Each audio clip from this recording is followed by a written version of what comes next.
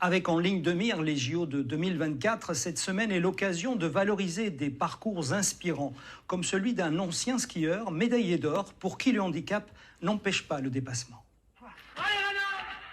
Cette épreuve, Ludovic l'a gagnée il y a maintenant 30 ans. Ambitieux et avide de nouvelles sensations, c'est en ski que le champion a eu la chance de briller. Privé de ses deux jambes à l'âge de 16 ans, il ne s'est jamais détourné de son premier rêve, participer aux Jeux Olympiques. En 81, c'était à cette époque, il n'y avait pas autant de facilité, d'accessibilité qui étaient mises en œuvre pour les personnes à mobilité réduite. Eh bien, j'en avais rien à faire.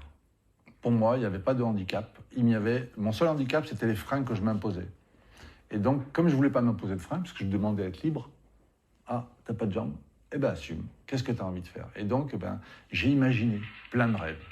Tour à tour, pilote de bateau, de moto, nageur et entrepreneur, Ludovic aime la compétition. Un amour qu'il souhaite maintenant transmettre aux prochaines générations. Tu ne vis pas avec un sac à dos avec plein d'échecs. Parce que si tu veux avancer avec des cailloux ou des échecs, à un moment donné, tu ne peux pas te redresser, tu ne peux pas respirer. En commençant par rappeler à ses enfants qu'aucun rêve n'est impossible à quelques mois des Jeux de Paris.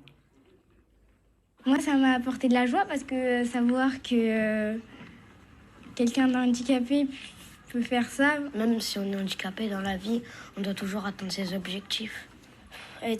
Participer aux Jeux Olympiques de gym et réussir ma vie. Cette semaine olympique et paralympique, elle est là aussi pour ça. Pour éduquer, donner des bons réflexes pédagogiques sur l'envie pas que de se dépasser, mais de respecter l'autre. Après sa victoire, Ludovic a décidé de raccrocher les skis pour laisser place à de nouveaux rêves.